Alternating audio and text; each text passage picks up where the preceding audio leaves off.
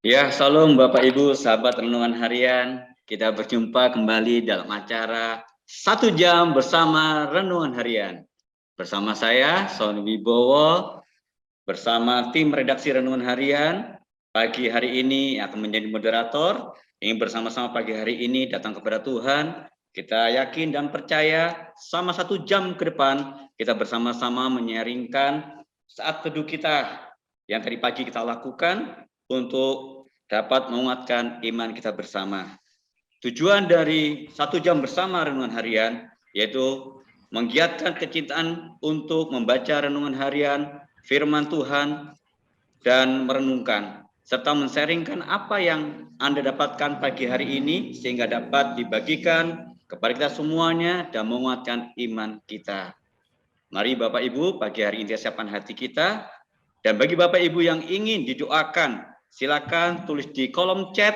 Nanti rekan-rekan dari tim renungan harian akan mendoakan Bapak Ibu. Mari pagi hari ini kita siapkan hati kita untuk sama-sama datang kepada Tuhan. Selamat pagi Bapak, selamat pagi Roh Kudus, selamat pagi Tuhan Yesus. Kami sungguh bersyukur buat pagi hari yang indah ini. Kalau kami ada semua karena anugerah-Mu Tuhan. Kami pagi hari ini boleh bersama-sama dalam acara 1 jam bersama renungan harian. Kiranya Tuhan boleh menyertai kami, mengurapi kami. Biarlah melalui acara ini Tuhan, kami setiap pribadi masing-masing Tuhan, walaupun jarak yang menghambat kami, tapi melalui daring itu Tuhan, kami boleh dipertemukan. Bahkan kami ingin menyaringkan apa yang kami dapatkan di saat kami bersaat teduh tadi pagi Tuhan, sehingga kami boleh menjadi berkat sesama kami. Terima kasih Bapa. Kami serahkan semua yang ikut bagian dalam acara ini. Biarlah Tuhan, kuduskan kami, layakkan kami Tuhan. Kami juga berdoa, biar Kau urapi setiap peralatan yang pakai, baik handphone, laptop, baik listrik, baik sinyal, semua dalam kendali-Mu Tuhan. Kami serahkan acara ini dari awal hingga akhirnya dalam tangan-Mu. Di dalam nama Yesus, kami siapkan hati kami. Amin. Mari pagi hari ini kita bersama-sama siapkan hati kita. Kita ingin lebih lagi datang kepada Tuhan. Kita ingin memuji muliakan Tuhan. Biarlah selama 1 jam ke depan ini kita mendapatkan sesuatu yang indah bersama Tuhan. Mari kita angkat pujian bahasa cinta. Mari Bapak Ibu siapkan hati kita. Naikkan pujian ini keluar dari dasar hati kita paling dalam. Biar kita memuji dengan segenap hati kita kepada Tuhan. Mari naikkan pujian ini bersama-sama. Andaikan aku lakukan yang luhur mulia, jika tanpa kasih cinta hamba tak berguna. Ajarilah kami bahasa cinta-Mu agar kami dekat padamu ya Tuhanku. Ajarilah kami bahasa cinta-Mu agar kami dekat padamu.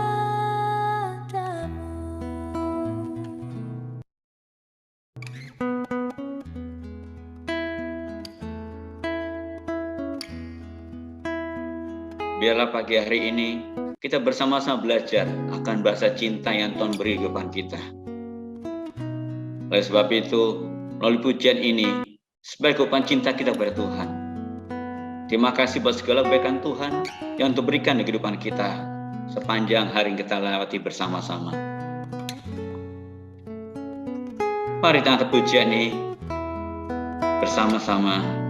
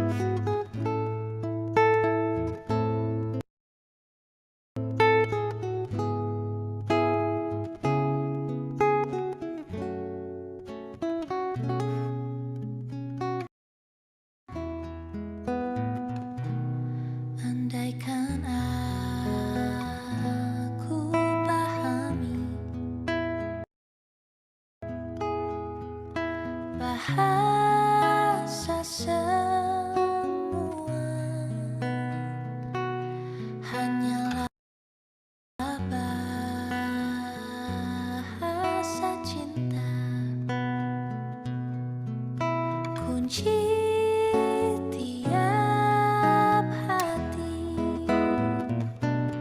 Ajarilah kami bahasa cinta-Mu agar kami dekat padamu ya Tuhanku. Ajarilah kami bahasa cinta-Mu agar kami dekat padamu. Ajarilah kami bahasa cinta-Mu agar kami dekat padamu ya Tuhanku. Ajarilah kami bahasa cinta-Mu agar kami dekat padamu. Ajarilah kami bahasa cinta-Mu agar kami dekat padamu.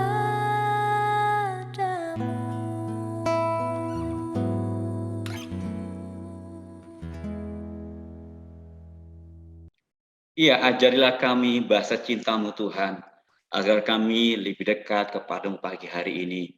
Oleh sebab itu, Bapak Ibu, mari pagi hari ini kita siapkan hati kita akan bersama-sama mendengarkan dari renungan harian audio. Kami persilakan.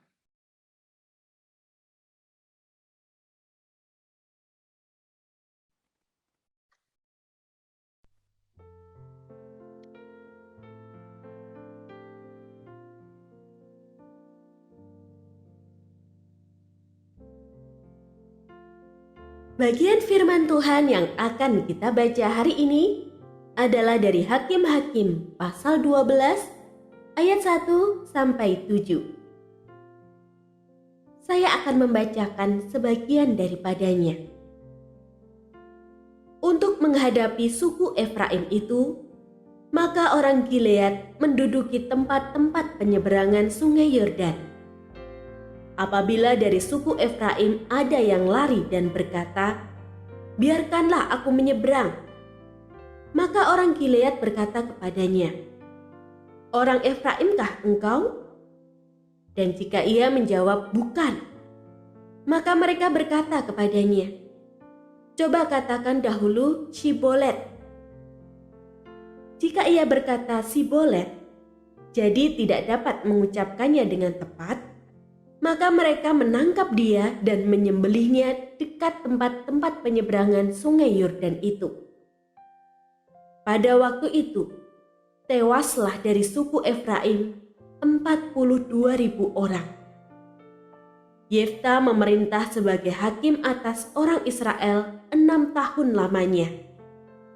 Kemudian matilah Yefta, orang Gilead itu, lalu dikuburkan di sebuah kota di daerah Gilead.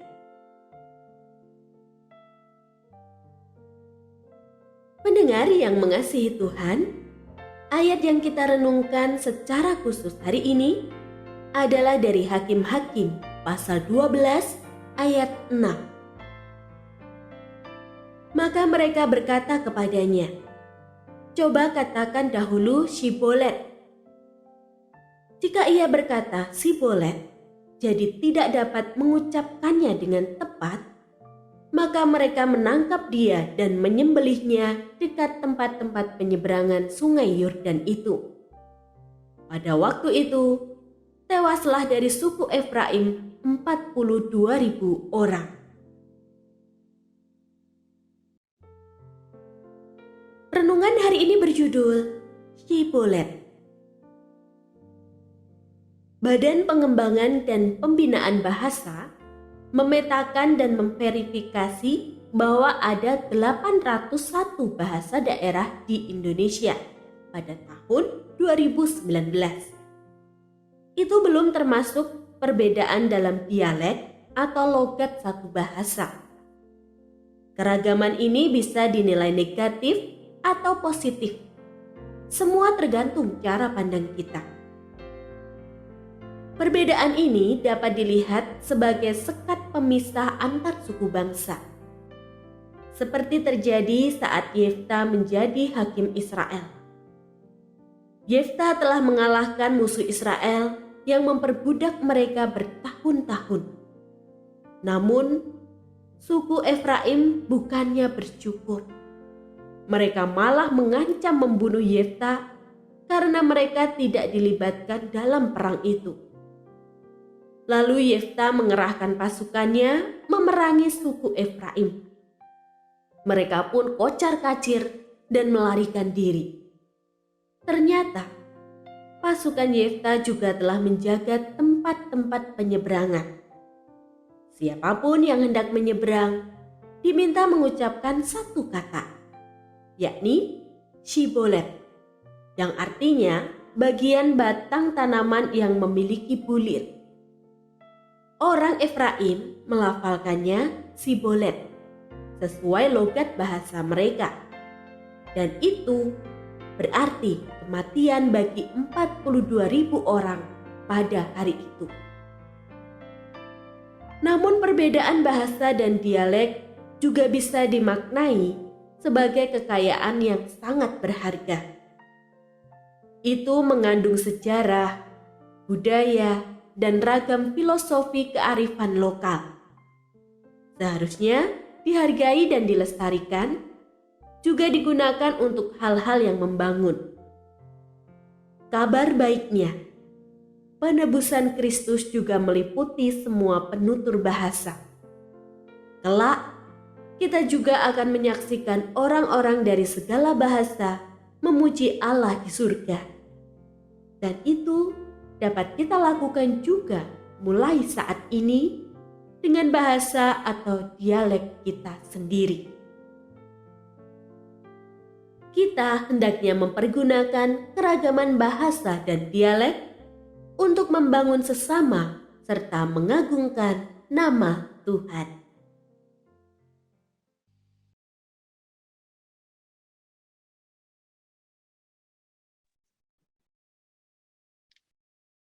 Ya, kita telah dengar bersama-sama dari RH Audio. Pagi hari ini kita bersama-sama berjumpa kembali pada pagi hari ini dengan suasana indah.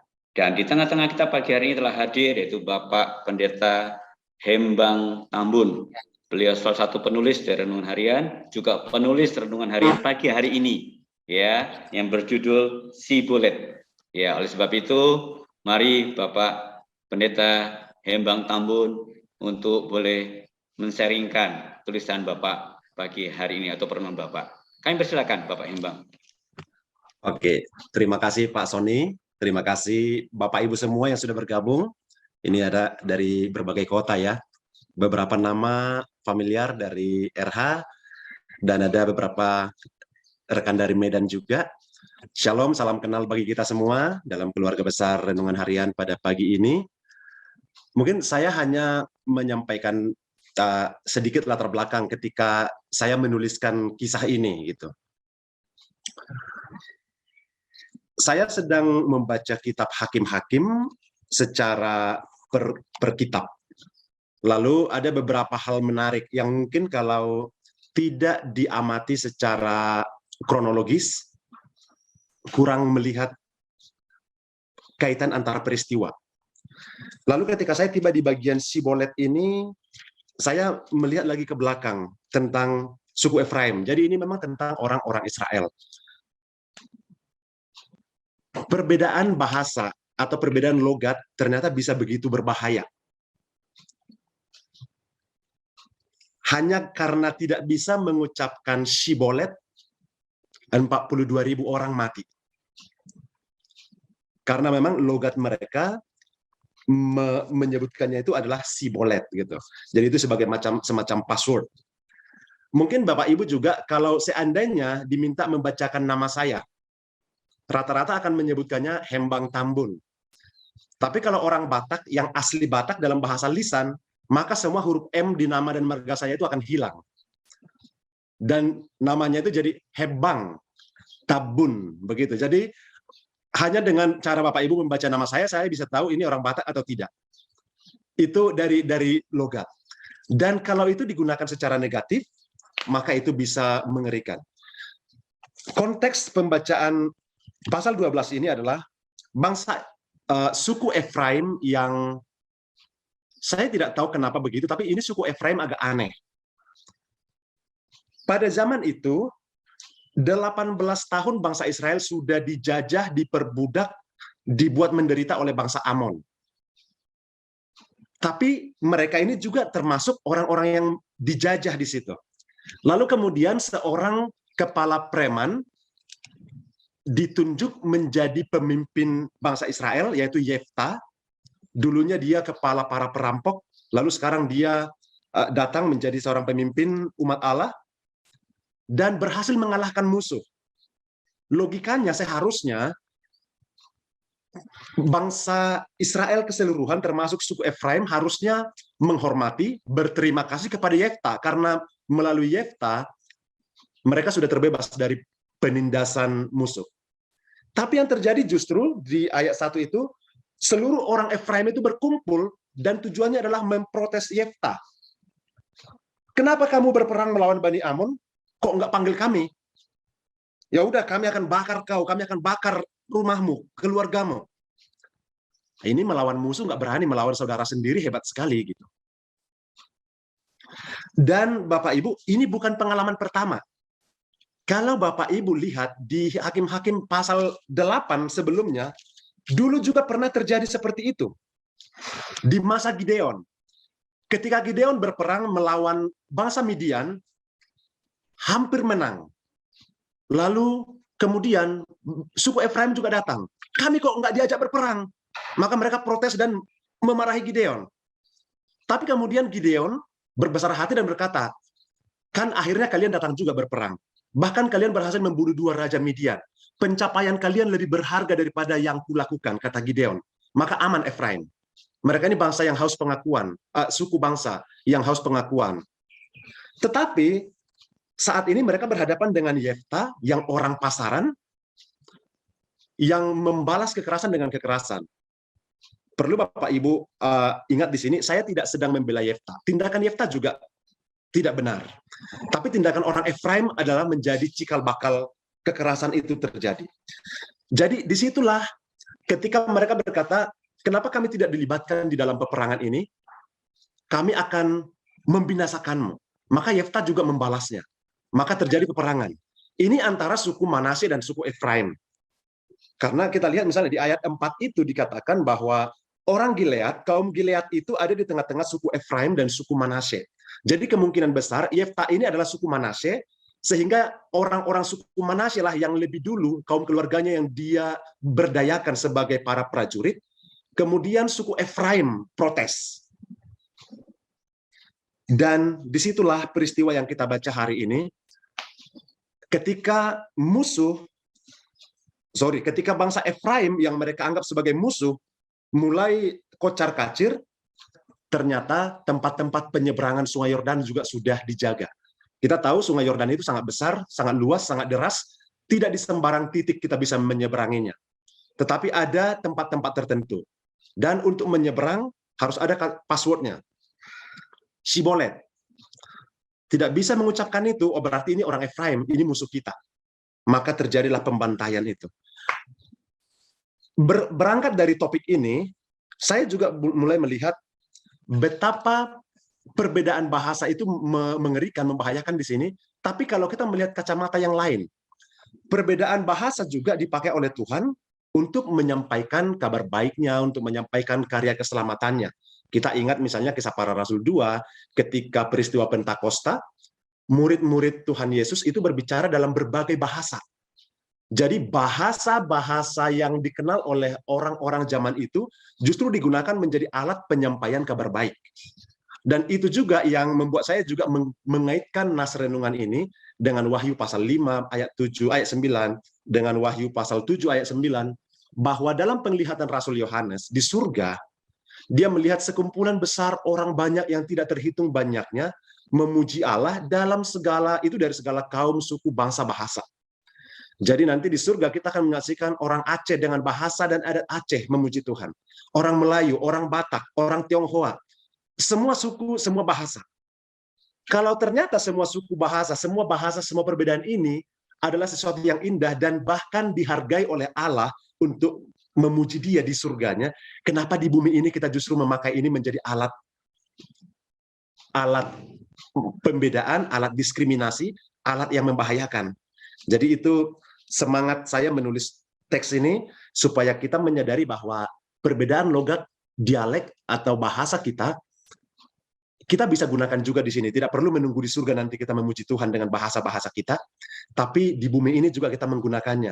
Tentunya bukan hanya dengan bernyanyi, tetapi juga melalui kata-kata yang membangun, melalui bagaimana kita bisa mensupport satu sama lain, supaya melalui bahasa kita, seperti lagu yang kita nyanyikan tadi itu, biarlah bahasa cinta dikenal melalui bahasa yang kita sampaikan. Amin. Thank you, Bapak Ibu. Ya, luar biasa. Ragam bahasa sebagai kekayaan yang seharusnya disyukuri bisa menjadi senjata yang mematikan. Padahal ragam bahasa bisa mempercayakan kita untuk memahami firman Tuhan. Mungkin dalam kehidupan keseharian ada pengalaman tentang gara-gara perbedaan bahasa, terus kita bisa pagi hari ini men-sharingkan apa yang kita dapatkan saat perenungan tadi pagi yang kita lakukan. Kami persilakan Bapak Ibu yang ingin men-sharingkan pagi hari ini, ya kami persilakan. Mari kita gunakan waktu yang indah ini, Bapak Ibu boleh raising hand ya, untuk Anda boleh berbagi pagi hari ini. Kami persilakan Bapak Ibu.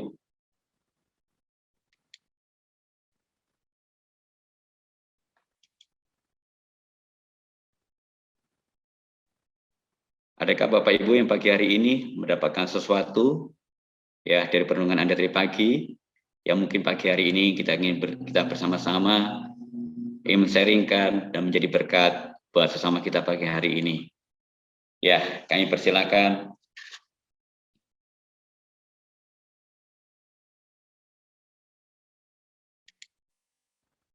Ya. Sepertinya malu-malu, Pak.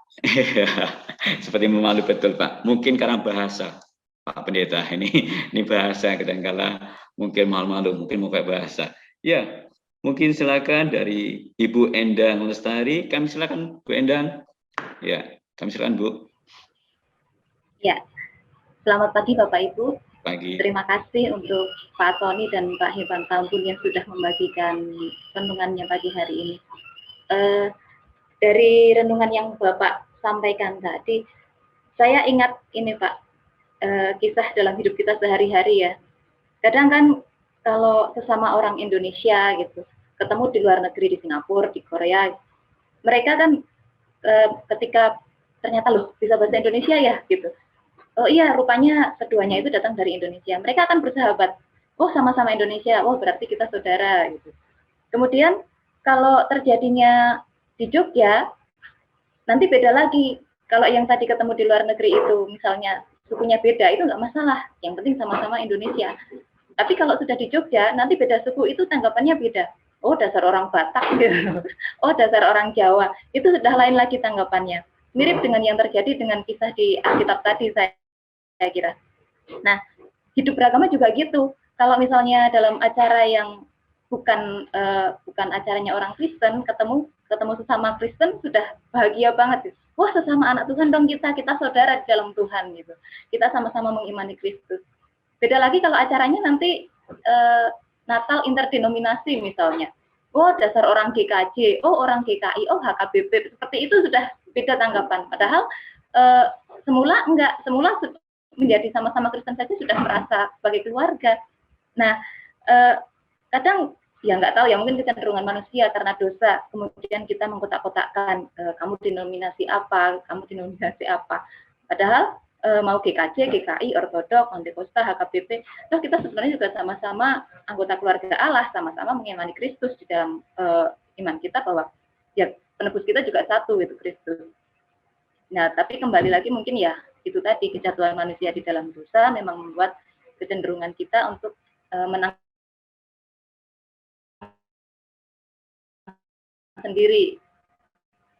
seperti Lihat dan Efraim itu kan. Dan ini juga mengingatkan saya pada pepatah yang mengatakan nggak ada teman yang abadi, yang ada hanya kepentingan abadi.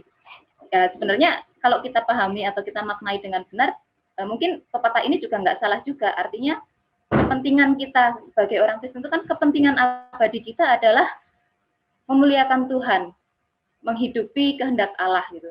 Jadi ya ada ataupun enggak teman, kita sama-sama hidup dalam kekudusan. Siapapun orang-orang di sekitar kita, kita tetap hidup kudus. Teorinya sih begitu gitu ya, itu maunya Tuhan. Tinggal bagaimana manusianya dalam berusaha mengupayakan mewujud nyatakannya. Dan saya kira dengan acara yang diselenggarakan Yayasan Gloria ini juga menjadi salah satu wadah bagi kita untuk mengupayakan seperti yang di-sharingkan Pak Hipeng Tampung tadi melalui renungan ini. Lebih lagi hari ini juga mungkin memang disengaja ya oleh tim RH untuk mengambil tema ini di Hari Bahasa Ibu Internasional. Jadi walaupun bahasa ibu kita berlainan, tetapi kita tetap satu di dalam Tuhan, kita tetap bertumbuh bersama. Mungkin itu Pak dari saya. Terima kasih. Terima kasih buat Ibu Endang Lestari yang sudah berbagi. Ya, ini bukan suatu kebetulan Bu, tapi rencana Tuhan. Di Hari Bahasa Internasional ini, ya kita juga hadir membahas tentang bahasa kasih ya, bahasa cinta Tuhan yang tadi Pak Hembang sudah bagikan. Mari mungkin Bapak Ibu yang lainnya ingin berbagi sharing pagi hari ini yang bisa menguatkan iman kita bersama-sama. Kami persilakan Bapak Ibu.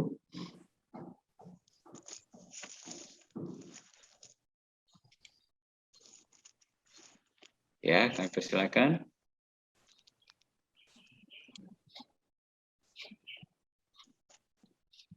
Mungkin sambil menunggu yang lain Pak, bisa memang ketika saya menulis naskah ini, memang saya juga sedang membaca artikel tentang ancaman kepunahan bahasa-bahasa, termasuk bahasa Batak, karena dianggap mungkin hanya dalam 1 atau 2 generasi mendatang bahasa Batak juga bisa akan punah, karena sekarang juga tidak digunakan lagi. Di kampung-kampung pun orang sudah mulai berbahasa Indonesia. Maka ketika penuturnya tidak lagi menggunakannya, itu akan hilang. Makanya pelestarian.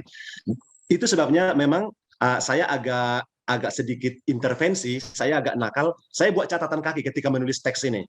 Kalau memang teks ini nanti lolos seleksi, saya usulkan boleh nggak dibuat di tanggal 21 Januari, karena itu bertepatan dengan Hari Ibu Internasional, begitu. Jadi memang itu benar yang dikaitkan Bu Endang tadi, memang penekanannya adalah kita kadang-kadang malu berbahasa ibu. Orang Jawa yang medok itu kesannya dianggap kurang Indonesia begitu. Ketika Bapak Ibu mendengar orang Batak bicara, masih terasa sekali logat Medannya, itu ditertawakan orang. Atau kalau kita mendengar orang Tegal dengan logatnya, itu dianggap aneh begitu.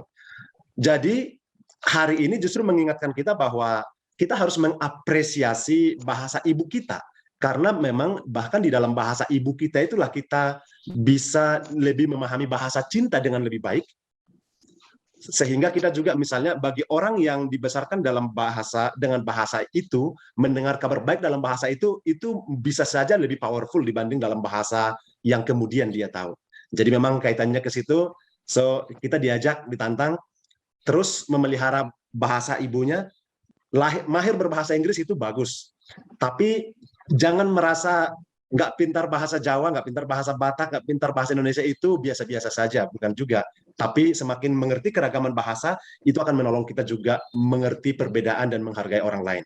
Dan mungkin terkait dengan yang disampaikan Ibu Endang tadi, kita perlu memelihara mindset global kita memang. Seperti tadi, jumpa di luar negeri dengan orang Indonesia, kesannya kita langsung satu bangsa. Tapi begitu kita jumpa di Jogja, saya hanya merasa yang dari Medan, sesama dari Medan lah baru saudara saya, supaya jangan begitu. Jadi memang mindset global kita, disitulah tadi juga bahwa kita menghargai bukan karena itu menguntungkan bagi saya pribadi, tetapi kita menghargai karena memang kita tahu bahwa mereka itu berharga bagi Tuhan. Oke, lanjut Pak Sony. Luar biasa Pak ya, ya beraneka ragam bahasa, ya tapi satu tujuan kita memuliakan nama Tuhan. Ya mungkin pagi hari ini Bapak Eko Liarso, mungkin Bapak mendapatkan perenungan pagi hari ini Pak, sesuatu bisa dibagikan kepada kita mungkin Pak. Apakah ada Pak Eko?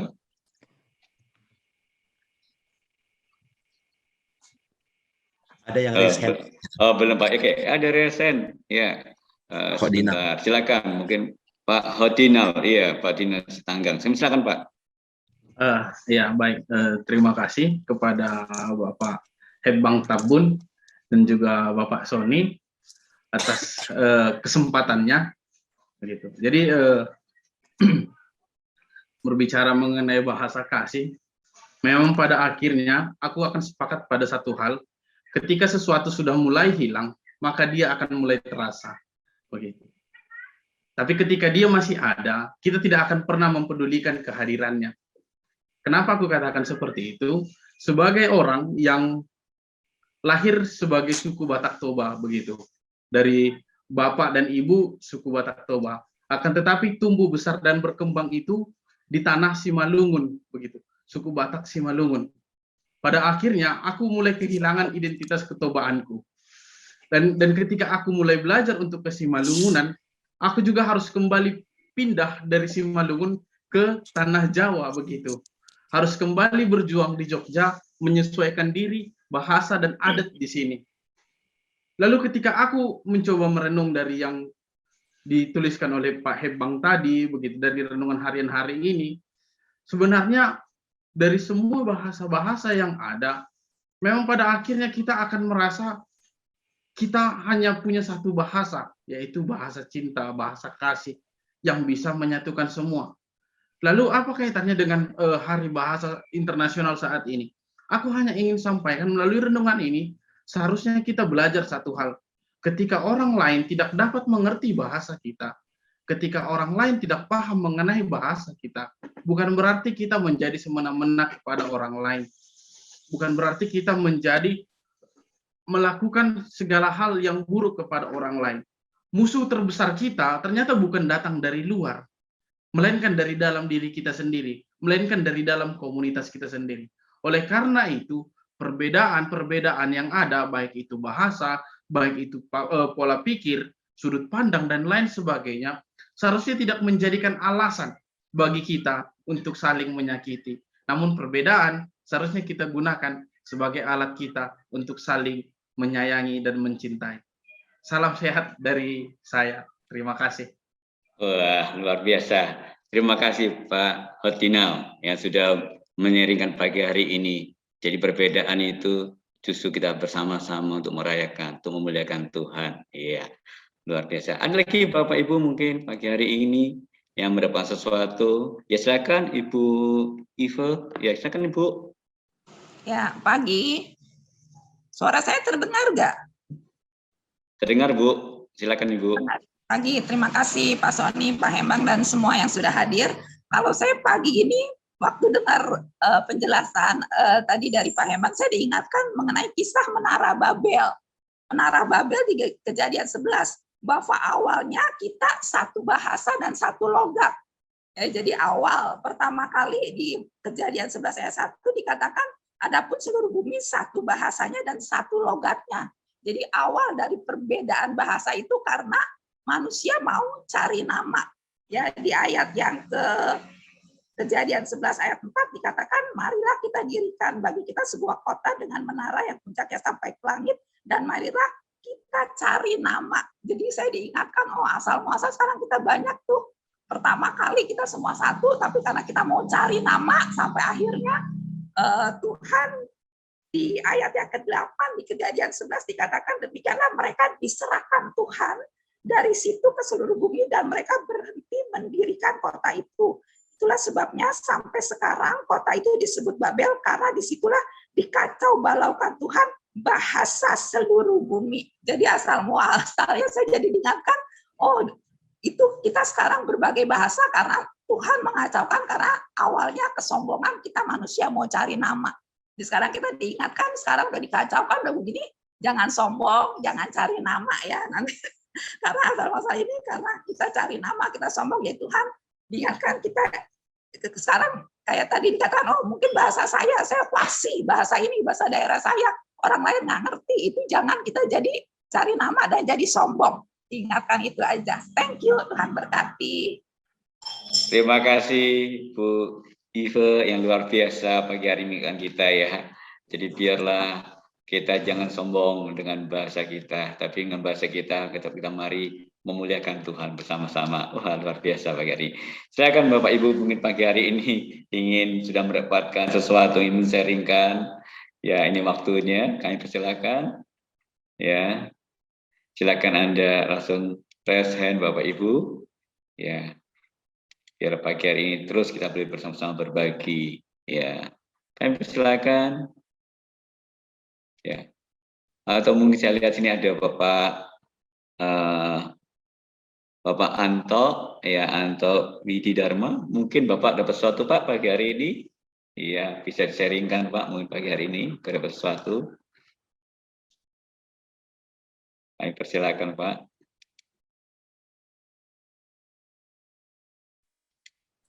Ya, atau silakan. Ya, belum Silakan Pak. Terima kasih. Iya, terima kasih Pak Anto. Ya mungkin yang lainnya Bapak Ibu, ya yang mungkin pagi hari ini mendapat sesuatu yang luar biasa, kita bisa berbagi. Ya, ya silakan. Ya mungkin Ibu Set Jalili Wijoyo. No, ya mungkin silakan Ibu, mungkin dapat sesuatu Ibu pagi hari ini. Adakah yang berbagi dengan kami pagi hari ini?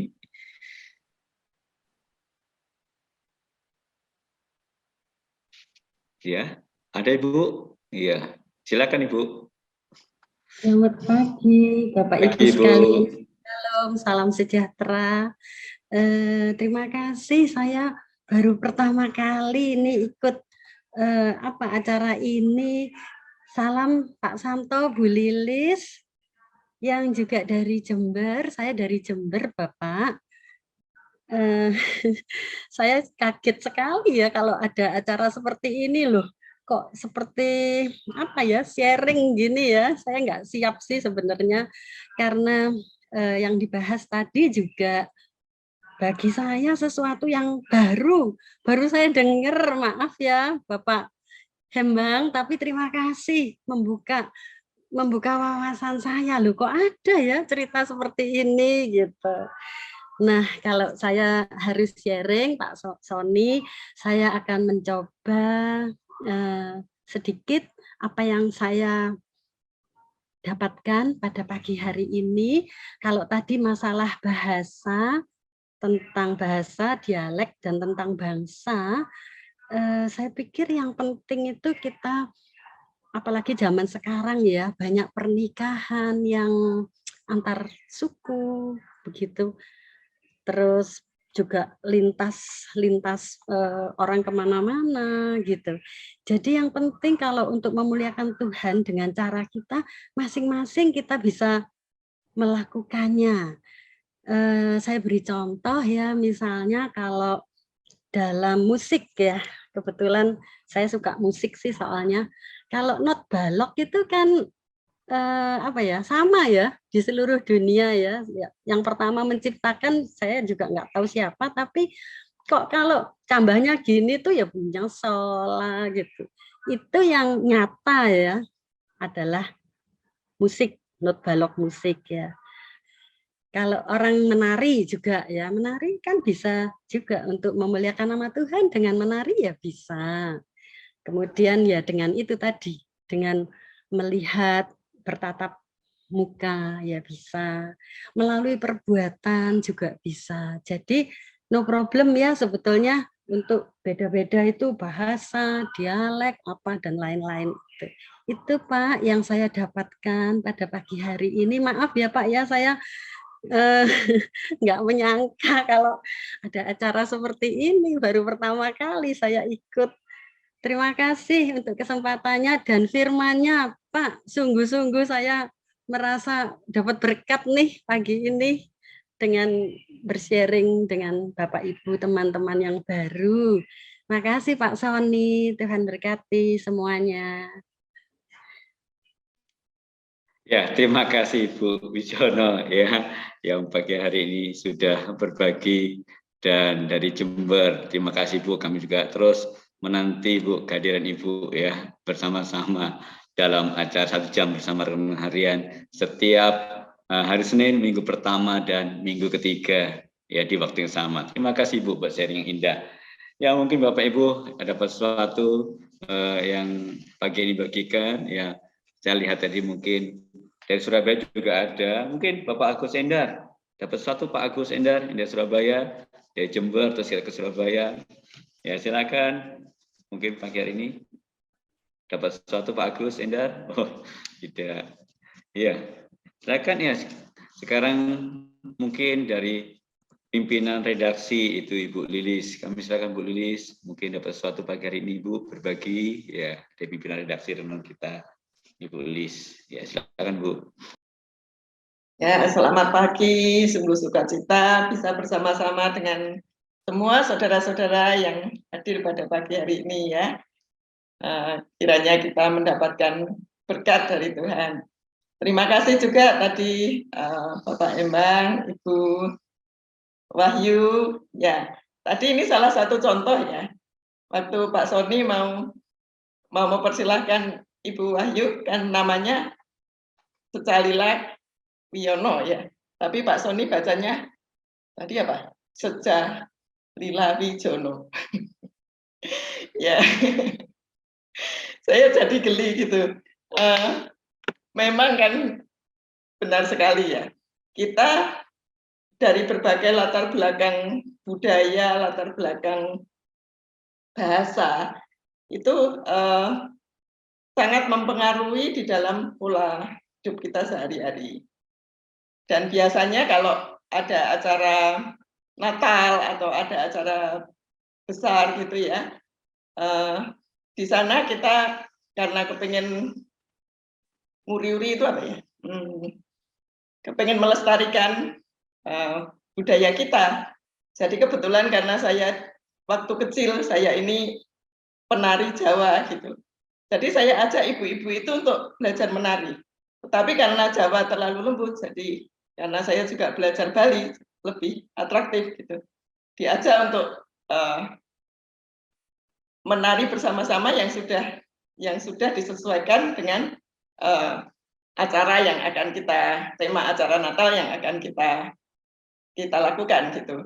Dan itu berbagai macam tanggapan. Ada yang sangat antusias, oh iya senang ya. Begini satu kali ada acara jaran kepang gitu. Tapi ada juga yang malu kok deso gitu sih. Enggak lagi zamannya. Malu kita kalau yang gitu-gitu udah enggak apa ya. Udah sangat ketinggalan gitu. Dan ternyata sekarang ini banyak sekali dari berbagai negara ya, dari Belanda, dari Eropa, dari macam-macam itu justru mereka belajar gamelan Jawa, mereka belajar menari Jawa, mereka belajar bahasa Jawa, dan bahkan kalau saudara lihat ada yang misalnya ya, yang lagi ini tuh ada bule kampung, dia sangat fasih sekali berbahasa dengan dialek Surabayaan gitu. Ya, jadi sangat mempengaruhi bagaimana kita ini ketika kita dilahirkan. Kita dilahirkan di mana? Kita dilahirkan dari orang tua siapa? Kita kan tidak bisa memilih. Tetapi mestinya ada maksud Tuhan. Kenapa kita dilahirkan di sana? Kenapa kita berbahasa itu? Kenapa kita ada di lingkungan itu? Dan ketika kita menghargai Tuhan, kita menghargai ketika Tuhan menciptakan kita dan menempatkan kita di situ, pasti ada maksud Tuhan. Maka ketika kita menghargai budaya kita, ketika kita menghargai bahasa kita, ketika kita menghargai orang tua kita, itu kita menghargai pencipta kita. Saya diingatkan di sana. Jadi segala sesuatu yang sudah kita punyai, segala sesuatu yang sudah Tuhan berikan di dalam hidup kita, itu mestinya bisa untuk memuliakan Tuhan. Dan itu sangat memperkaya sebetulnya. Kalau kita menghargai apa yang sudah Tuhan karuniakan ini, itu bukannya membuat kita malu atau membuat kita ketinggalan atau membuat kita merasa deso kalau justru kita melestarikan budaya kita, tetapi ada hal-hal yang justru Tuhan maksudkan untuk kebaikan, untuk semua saling membangun, untuk semua saling mengasihi. Ya, terima kasih juga Bapak Embang, karena di Hari Bahasa Ibu Internasional ini Bapak juga sudah memberikan kami naskah yang sangat jarang, dan bahkan mungkin saya kira belum ada ya untuk dibahas.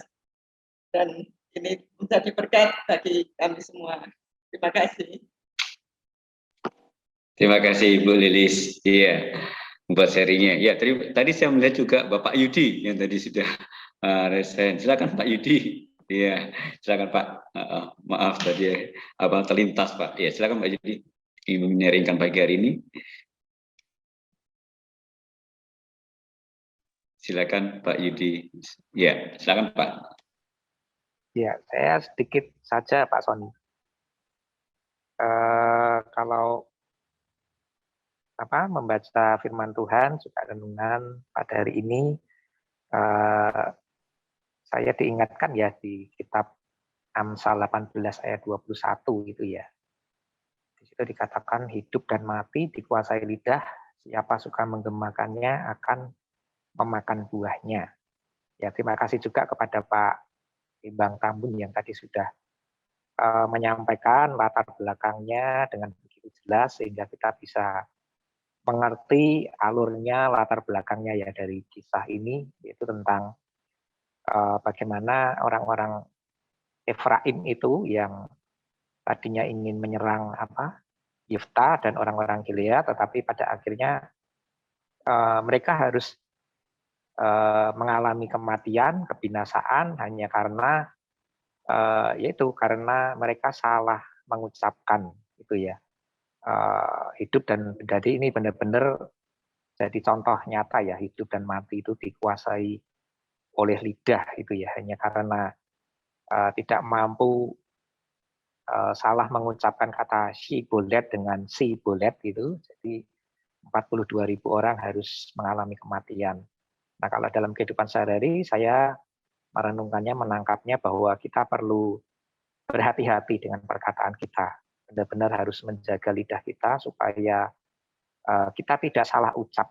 Karena banyak kasus bahwa hanya karena gara-gara salah mengucapkan sesuatu, kita bisa menyakiti hati orang, lalu itu dampaknya bisa berakibat buruk di kemudian hari.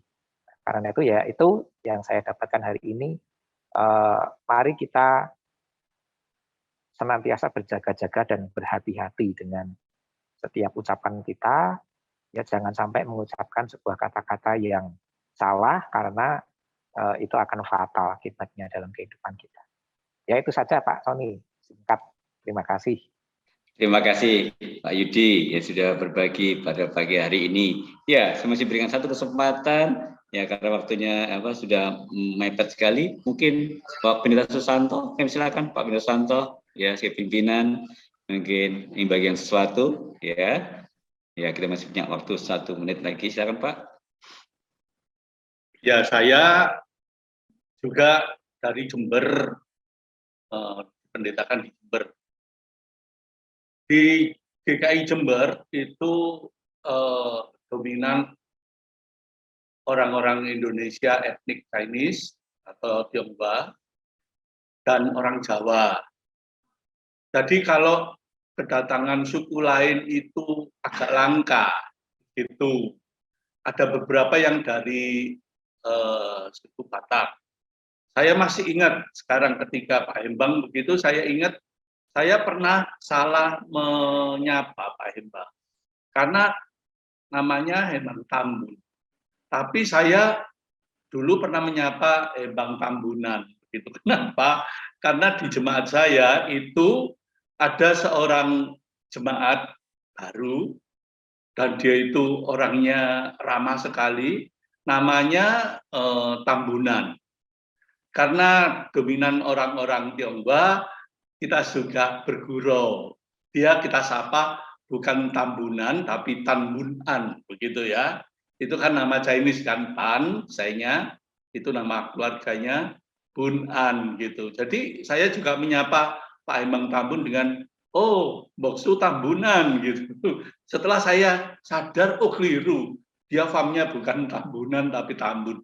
Lalu Pak Embang mengatakan, enggak apa-apa Pak, katanya begitu. Saya juga suka disapa Tambunan. Ya jadi akrab dengan Pak Embang ya. Juga tadi hadir Ibu Wahyu, saya biasa panggil Ibu Heru gitu karena kedekatan gitu ya, karena suaminya namanya Heru gitu. Ya jadi kalau menyapa Ibu Wahyu itu agak kagok karena sudah biasa menyapa Ibu Heru gitu ya. Nah saya dekat sekali, Bu Heru ini pintar main musik, terutama piano, menjadi pengiring di gereja dulu. Begitu, lalu punya menantu cantik sekali dari marga Pardede dan sebagainya. Waduh, pokoknya indah deh kalau keberbedaan itu dimaknai dengan kasih ya, saudara. Dan ayat-ayat yang kita baca tadi itu menunjukkan betapa Alkitab itu ingin mengajarkan bahwa apa yang dilakukan oleh Jefta itu bukan sesuatu yang perlu ditiru, tetapi itu dicatat di dalam sejarah di Alkitab, karena Alkitab mau mencatat apa adanya. Itulah manusia. Bisa saling gontok-gontokan walaupun mereka itu sebenarnya dari keturunan yang sama, yaitu dari keturunan Abraham atau dari keturunan Yakub yang melahirkan 12 suku ini. Tapi karena tadi itu diingatkan juga, mereka ingin menonjolkan diri dengan nama mereka, mencari nama tadi, itu menyebabkan terjadinya menara Babel tadi, sehingga terjadi macam-macam dialek dan suku bahasa. Tapi tadi juga sudah diingatkan oleh penulis kita, Pak Hemang, bahwa keberbedaan bahasa itu di Babel menjadi pemecah belah, tetapi di peristiwa Pentakosta menjadi pemersatu bila Roh Kudus diberi tempat yang utama. Oleh sebab itu betapa indahnya kita di dalam relasi.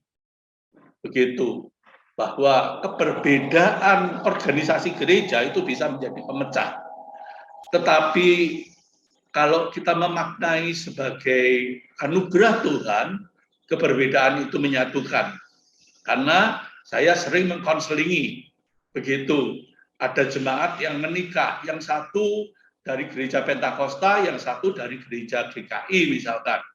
Lalu, waduh, siapa yang memberkati pernikahannya, nanti apakah pasangan ini akan ke gereja Pentakosta atau GKI, itu bisa jadi gontok-gontokan yang memecah hubungan suami istri.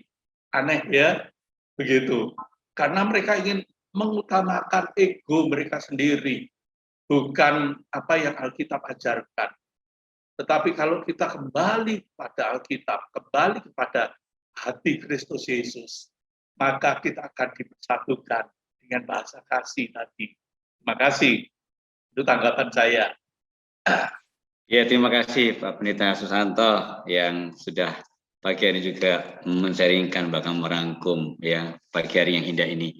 Ya, tanpa terasa Bapak Ibu karena terbatasan waktu, ya saya kena percaya Bapak Ibu sih banyak yang di-sharingkan pagi hari ini. Tapi berhubung waktu yang membatasi kita, tapi kami tetap memberikan waktu untuk Bapak Ibu setelah acara ini, mungkin Bapak Ibu juga bisa masih bersama-sama dengan kami ingin berbagi lagi. Tim dari renungan harian siap untuk melayani Bapak Ibu. Ya, terima kasih untuk sharingnya Bapak Ibu, juga Bapak Pendeta Hembang Tambun yang luar biasa men-sharingkan tulisan pagi hari ini Pak. Tuhan memberkati. Ya, mari Bapak Ibu kita akan bersama-sama masuk dalam doa syafaat. Kita akan bersama-sama berdoa dan fokus kepada Tuhan.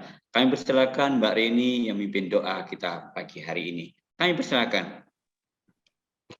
Ya, Bapak, Ibu, dan saudara-saudari yang terkasih dalam Tuhan Yesus Kristus, marilah kita bersatu di dalam doa. Allah Bapa yang Maha Kasih, kami mengucap syukur atas firman-Mu pagi hari ini. Kiranya Roh Kudus memampukan kami untuk melakukan dan menerapkan setiap kebenaran firman Tuhan dalam hidup kami sehari-hari. Bapa, kami berdoa saat ini untuk bangsa dan negara kami, Indonesia, Di tengah-tengah masa pandemi yang masih melanda negeri ini, kami menumpukan pengharapan kami hanya kepadamu. Lindungilah kami dari wabah virus corona ini. Sembuhkanlah saudara-saudari kami yang saat ini sedang sakit karena wabah ini. Lindungi dan jagalah para petugas medis, serta para pemimpin kami. Berikan mereka hikmat dan kesatuan hati di dalam usaha mereka untuk mengatasi wabah ini. Juga untuk program vaksinasi yang terus dijalankan oleh pemerintah, supaya program ini dapat berjalan dengan lancar, dapat sampai ke seluruh penjuru daerah, dan boleh menjadi perpanjangan tangan Tuhan untuk mengatasi wabah ini. Bapak, kami berdoa pula untuk acara 1 jam bersama renungan harian.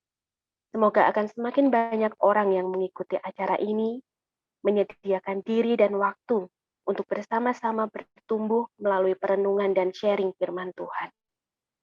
Bapak, kami juga berdoa untuk setiap kami yang mengikuti 1 jam bersama renungan harian pada pagi hari ini. Di dalam setiap pergumulan kami masing-masing, kiranya Bapak senantiasa hadir, menolong dan memberi kami sukacita dan damai sejahtera di dalam menjalani hari-hari kami.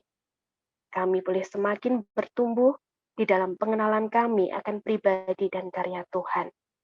Kiranya di dalam dan melalui hidup kami, pikiran kami, perkataan kami, Tuhan boleh disenangkan dan dimuliakan.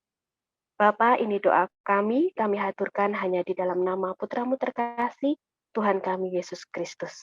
Amin. Kasih karunia Tuhan Yesus Kristus dan kasih Allah dan persekutuan Roh Kudus menyertai kamu sekalian. Amin. Mari kita bersama-sama mengangkat pujian.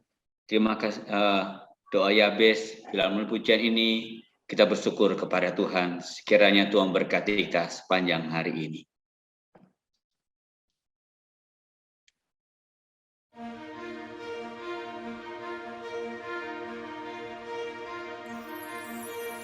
Mari bersama-sama naikkan pujian ini dari dasar hati kita kepada Tuhan. Kiranya Engkau memberkati aku berlimpah-limpah dan memperluas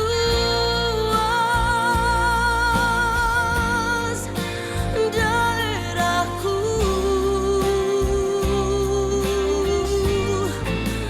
Dan kiranya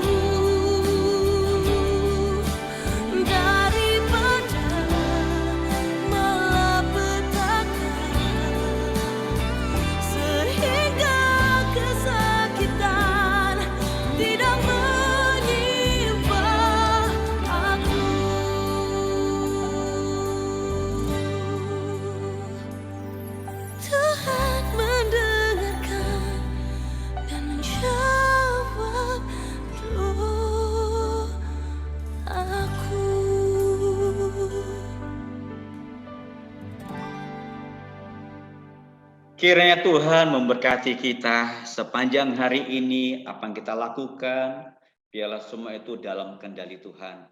Dan 1 jam bersama renungan harian tanpa terasa kita lagi bersama-sama. Kita yang percaya yakin bahwa kita banyak mendapatkan sesuatu pagi hari ini yang begitu indah, yang boleh menguatkan iman kita kepada Tuhan. Dan terima kasih buat Bapak Pendeta Hembang Tambun yang pagi hari ini sudah boleh membagi Terima kasih sesuatu. Bapak Ibu. Ya, terus Pak menulis Pak, biarlah menjadi berkat buat kami semuanya. Ya Bapak Amin, Pak. Ibu, Amin. ini salah satu penulis kami yang terus aktif dalam penulisan dan renungan harian. Kami rindu Bapak Ibu boleh hadir kembali dalam acara yang sama, 1 jam bersama renungan harian setiap minggu pertama dan minggu yang ketiga setiap hari Senin, ya pukul 9 sampai 10. Bapak Ibu juga akan boleh berjumpa langsung dengan penulis renungan harian tersebut. Oleh sebab itu kami mengundang Bapak Ibu boleh hadir kembali ya di tanggal 7 Maret 2022 hari Senin. Boleh Bapak Ibu ajak rekan-rekan, saudara, sahabat. Nanti kalau ada flyer, Anda boleh bagikan flyer ya, mungkin ke saudara Anda sehingga boleh bersama-sama mendapatkan berkat seperti kita mendapatkan pada hari ini. Sekali lagi terima kasih. Kami juga terima kasih buat pokok doa Anda yang sudah masuk ke kami. Biarlah nanti tim dari pelayanan doa renungan harian juga akan bisa berbagi mendoakan Bapak Ibu. Dan kami ada beberapa pengumuman. Yang pertama, nantikan besok hari juga kami ada acara juga, dan juga bagi Anda yang mendapatkan buku renungan harian Damai di Tengah Badai edisi khusus, ya silakan Anda juga dapat langsung kontak ya via WA maupun Google Form yang ada di layar, ya juga termasuk buku-buku, termasuk buku tentang berbahagia karena COVID. Dan kami juga mengundang Bapak Ibu besok hari ya tanggal 22 pada hari Selasa, kalau Bapak Ibu bisa bergabung bersama kami, ada acara itu kita akan membahas buku berbahagia karena COVID pada pukul 10 hingga 11 siang. Terima kasih Bapak Ibu sekali lagi buat seluruh pada hari ini boleh bersama-sama dalam acara daring pada saat ini. Dan sekali bagi Bapak Ibu nanti mungkin ingin melanjutkan kegiatan, ingin live, kami persilakan. Dan sampai jumpa pada tanggal 7 Maret hari Senin 2022. Tuhan Yesus memberkati kita semua. Selamat beraktivitas. Salam Bapak Ibu semuanya. Terima kasih. Halo. Salam dari Medan. Horas.